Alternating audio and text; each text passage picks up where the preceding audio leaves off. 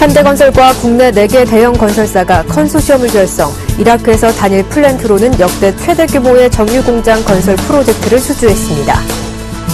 채권단이 STX 조선해양에 1조 8천억 원의 추가 자금을 지원키로 했습니다. 중소형 손해보험사를 중심으로 자동차 보험료가 4월부터 2~3% 오를 전망입니다. 지난해 4분기 어닝쇼크에 이어 올해 1분기 상장사 실적 전망치도 가파르게 하락하고 있어 증시에 또다시 부담을 줄 전망입니다. 안녕하십니까. 센 경제 현장의 정혜림입니다. 코스피 지수가 외국인과 기관의 동반 쌍끌이 매도에 4거래일 만에 하락 마감했습니다. 자세한 마감 소식 증권부의 고병기 기자 연결해 알아보도록 하겠습니다. 안녕하십니까? 안녕하세요. 네, 오늘장 마감 소식 전해주시죠. 네, 19일 코스피 지수는 전 거래일보다 0.2% 내린 1942.93포인트의 거래를 마쳤습니다. 전날 미국 증시가 경제지표 부진에 혼조세로 마감한 가운데 국내 증시도 외국인이 매도세를 보이면서 하락한 채 출발했습니다. 개인들이 꾸준한 매수세를 보였지만 외국인과 기관의 매도에 지수 방향을 틀지는 못했습니다. 이날 외국인은 647억 원어치를 내다 팔았고 기관도 667억 원 순매도를 기록했습니다. 개인은 1232억 원어치를 사들였습니다. 프로그램 매매는 1843억 원어치 매도 우위를 기록했습니다. 업종별로 보면 은행과 의료 정밀, 통신업 등이 올랐고 종이 목재와 운송 장비, 정권 등은 내렸습니다. 시가총액 상위 종목 중에서는 SK텔레콤과 SK하이닉스, 기아차, 삼성생명 등이 상승했습니다. 반면 삼성전자가 약세를 보였고 현대차와 KB금융, 포스코도 하락했습니다. 이날 현대하이스코어, 휴스틸, 세아제강 등은 미국 상무부가 반덤핑 조사에서 무혐의 결정을 내렸다는 소식에 급등했고 GS건설도 대형 수주에 힘입어 크게 상승했습니다. LG유플러스는 외국계 기관의 매수가 몰리면서 4% 이상 상승했습니다. 코스닥 지수는 전 거래일보다 0.85% 오른 529.87의 거래를 마쳤습니다. 이날 원달러 환율은 서울 외환시장에서 0.25원 오른 1065.5원의 거래를 마쳤습니다.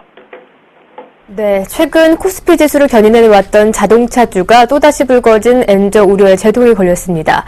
자동차주에 대한 전문가들의 전망은 어떻습니까?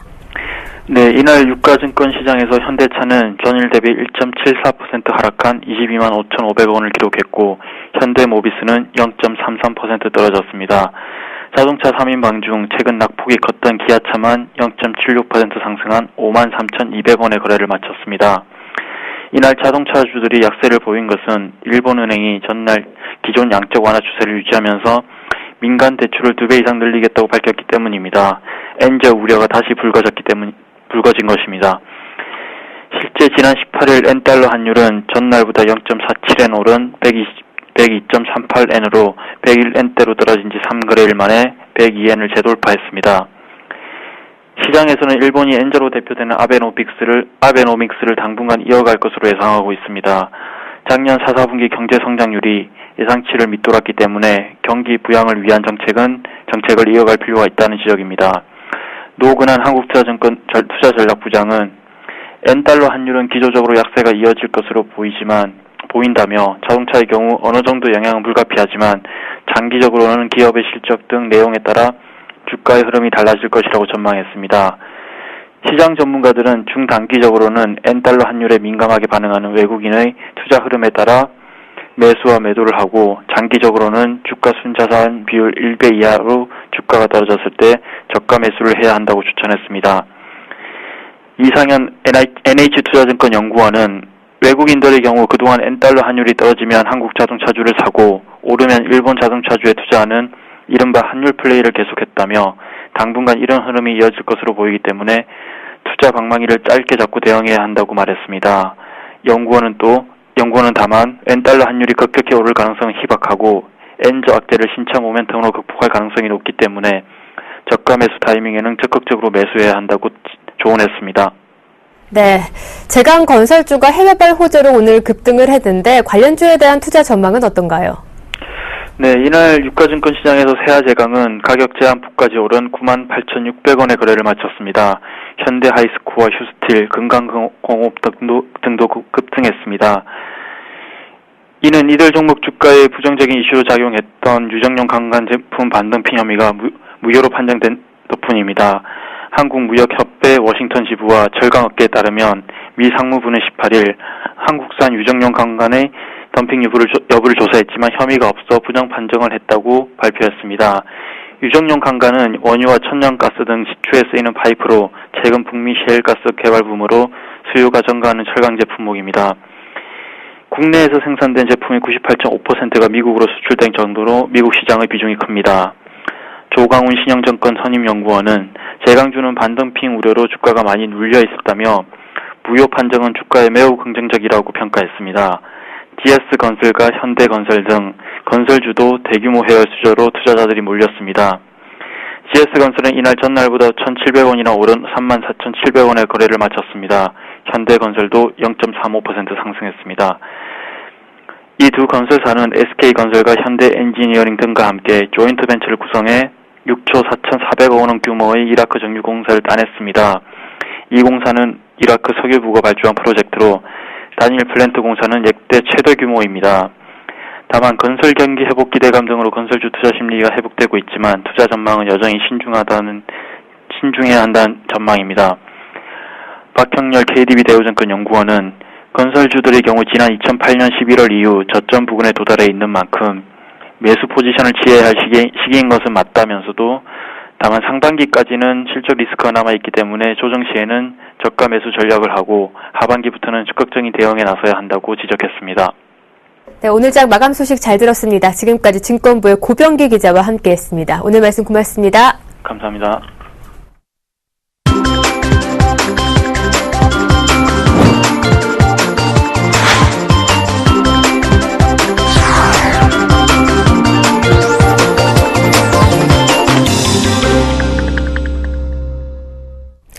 오늘의 주요 뉴스입니다. 현대건설과 GS건설, SK건설, 현대엔지니어링 등 국내 4개 대형 건설사가 컨소시엄을 결성, 이라크에서 단일 플랜트로는 역대 최대인 60억 4천만 달러 규모의 정유공장 건설 프로젝트를 수주했습니다. 그동안 해외에서 출혈 경쟁을 빚어왔던 대형 건설사들이 협력 관계를 구축해 이룬 것이어서 새로운 수주 모델을 제시했다는 평가입니다. 업체별 공사 지분은 현대건설, 현대엔지니어링이 37.5%, GS건설 37.5%, SK건설이 25%입니다. 현대건설, 현대엔지니어링은 석유정제 고도화 시설, GS건설은 원유정제 진공 증류장치 등 화학설비, SK건설은 유틸리티 분야를 맡았습니다. 채권단이 STX 조선해양에 1조 8천억 원의 추가 자금을 지원키로 했습니다. 산업은행 관계자는 오늘 STX조선 경영 정상화에 대한 채권단의 지원안이 가결됐다고 말했습니다. 경영 정상화 방안에는 1조 8천억 원의 추가 자금 지원, 1조 3천억 원 규모의 출자 전환 등이 담겼습니다. 이에 따라 채권단의 총 지원 규모는 4조 5천억 원으로 늘어났습니다. 채권단은 추가 자금을 지원하는 만큼 대대적인 인력 감축과 임금 삭감 등 강력한 구조 조정을 추진한다는 계획입니다. 중소형 손해보험사를 중심으로 자동차 보험료가 4월부터 2~3% 오를 전망입니다. 자동차 보험료 적자가 1조 원에 육박하는 등 한계 상황에 직면한 데 따른 것으로 보험료 인상은 4년 만입니다. 현대하이카 다이렉트와 덕케이 손해보험은 자동차 보험료를 2~3% 올리기로 하고 금융당국과 조율 중입니다. 금융당국은 온라인 손보사는 자동차 보험 비중은 전대적인 데다 막대한 적자로 경영 위기에 직면한 점을 고려해 일부 인상을 허용할 방침입니다. 하지만 삼성화재, 동부화재, 현대해상 등 대형 손보사들도 보험료 인상에 동참할 것으로 보여 고객 부담이 커질 전망입니다.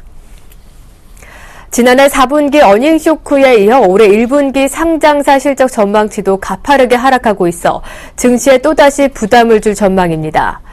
동양증권이 국내 주요 상장사 200곳의 1분기 영업이익을 추정한 결과 최근 한 달 동안 5.5% 하락했습니다. 4분기 실적이 예상보다 더 저조한 것으로 확인되자 애널리스트들이 1분기 추정치를 빠르게 조정하고 있습니다. 손해보험, 호텔, 레저, 담배, 생명보험을 제외하고 모든 업종의 영업이익 추정치가 하락했습니다. 특히 상업서비스, 전자부품, 정유건설, 항공, 증권 등의 영업이익이 20% 이상 하락하는 등 전망치 하향 조정폭이 컸습니다. 외채 중 만기 1년 이하인 단기 외채가 차지하는 비중이 1999년 이후 처음으로 20%대까지 떨어졌습니다. 외채의 질이 점차 개선되고 있다는 분석입니다. 한국은행에 따르면 지난해 말 현재 대외 채무 잔액은 4,166억 달러로 2012년보다 72억 달러 늘었습니다. 하지만 단기 외채는 1,128억 달러로 143억 달러 줄면서 전체 비중이 1년 동안 31%에서 27%로 줄었습니다. 한은 관계자는 은행들이 외화 차입금을 상환하면서 단기 외채는 줄고 외국인 채권 투자 영향으로 장기 외채는 늘었다고 설명했습니다. 한국 기업들이 빠른 속도로 늙어가고 있다고 합니다. 신입사원 채용이 줄어들면서 인력구조 고령화가 심각화되고 덩달아서 기업의 성장세와 투자 의욕이 감퇴되는 양상이라고 하는데요. 오늘 이 내용 산업부의 나윤석 기자와 함께 얘기 나눠보도록 하겠습니다. 안녕하십니까? 네, 안녕하세요. 네, 이 산업 현장의 고령화로 인해서 기업 성장 지체가 심각해지자 경기 침체 우려까지 제기되고 있다면서요? 네, 그렇습니다. 한국경제총협회가 30여 개 주요 기업을 대상으로 인적 구조 변화를 조사한 결과 지난 2011년 53% 수준이었던 신입사원과 대리의 비중이 2년 만에 48%대로 줄어들고 반면 차장과 부장은 32%에서 36%대로 4%포인트나 늘어난 것으로 나타났습니다. 이 같은 산업 현장의 고령화와 더불어 기업의 성장 지체도 더욱 심각해지고 있습니다. 금융위기 이후 최근 몇 년간 실적이 최악의 상황으로 치닫고 있는데요. 삼성경제연구소 분석에 의하면 734개 상장 기업의 영업이익률이 2010년 7.4%에서 2012년 5.2% 등으로 급강하고 있는 상황입니다. 지난해에는 사정이 더 심각해서 삼성전자를 제외할 경우 지난해 영업이익이 2012년보다 11.67% 감소한 것으로 나타나고 있습니다. 네, 그렇군요. 이렇게 인력 구조가 고령화되고 있다면 기업 인건비 역시 늘어나고 있는 것 아닌가요? 네, 그렇습니다. 고용노동부에 따르면 2013년 7월 기준 5인 이상 사업장의 총 인건비는 약 47조 680억 원으로 2009년 동월 대비 34.5% 이상 급증했습니다. 이처럼 기업을 압박하는 인건비 부담은 자연스레 신규 채용 감소로 이어지고 있는데요. 지난해 말 한 취업 포털이 매출액 상위 500대 기업 가운데 293곳을 대상으로 조사한 결과 51.9%만이 올해 대졸 신규 공채를 진행할 계획인 것으로 나타났습니다. 조사에 응한 기업 중 18.8%는 올해 신입사원을 아예 뽑지 않겠다는 방침을 세웠으며 나머지 29.4%는 채용 계획이 불투명한 상태입니다.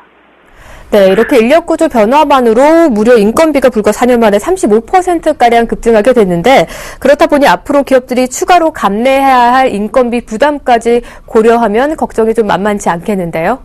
네, 맞습니다. 통상임금 확대와 정년 연장이라는 결정적인 현안이 눈앞에 놓여있기 때문입니다. 지난해 12월 대법원 전원합의체 판결 이후에 정부가 관련법 개정 절차를 준비하고 있는데요. 통상임금 범위가 확대되면 기업 인건비는 연간 최대 8조 원까지 늘어날 것으로 전망됩니다. 정년 연장 역시 기업들에게는 크나큰 부담입니다. 정년 연장을 앞두고 임금 자체 협상에서 어느 정도 수준까지 임금 피크제를 적용하냐에 따라 기업 인건비 증가 규모가 크게 달라질 것으로 보입니다. 네, 이렇게 인력 구조는 고령화가 되고 또 신규 채용을 줄여들다 보니까 자연스럽게 인건비는 증가하게 되는데 그렇다 보니 기업의 성장 동력 또한 약화될 것 같은데요. 네, 그렇습니다. 정경래 분석에 의하면 국내 상장 기업의 지난해 1, 3, 4분기 매출 증가율이 전년 동기 대비 마이너스를 기록했습니다. 글로벌 금융위기 여파로 매출 증가율이 1%대로 추락했던 2009년보다 더 심각한 상황인 겁니다. 이 때문에 기업들의 채용 여건을 북돋워주는 정책적인 지원, 그리고 기업의 자체적인 인력구조 혁신 노력, 또 인건비 부담을 최소화하는 노사 간의 전향적인 합의 등이 절실하게 요구되는 시점입니다. 네, 잘 들었습니다. 지금까지 산업부의 나윤석 기자와 함께했습니다. 오늘 말씀 고맙습니다. 네, 감사합니다.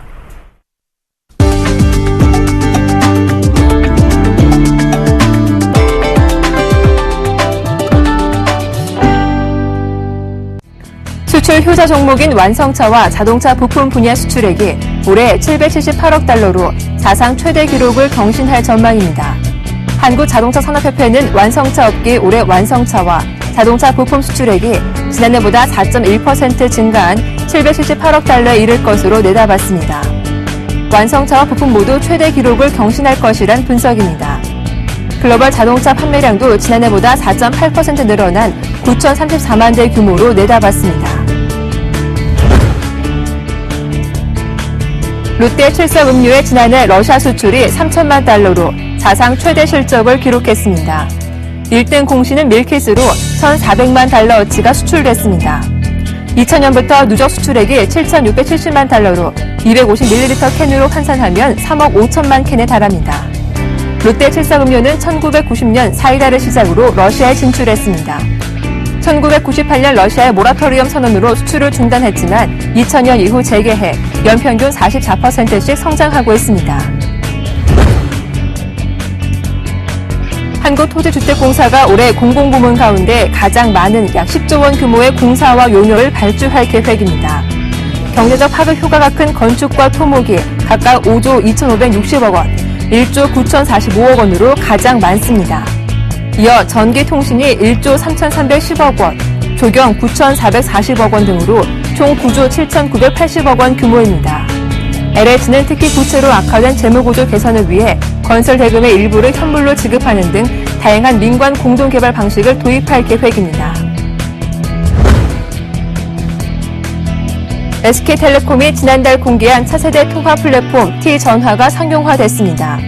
SK텔레콤은 삼성 갤럭시 노트3 이용 고객을 대상으로 소프트웨어 업그레이드를 통해 T전화를 선보인다고 밝혔습니다.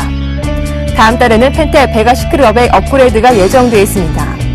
SK텔레콤은 앞으로 출시되는 안드로이드 폰에 T전화를 기본 탑재할 계획입니다. T전화는 사용자에 맞춰 음성 통화 기능을 최적화한 스마트폰 키패드입니다.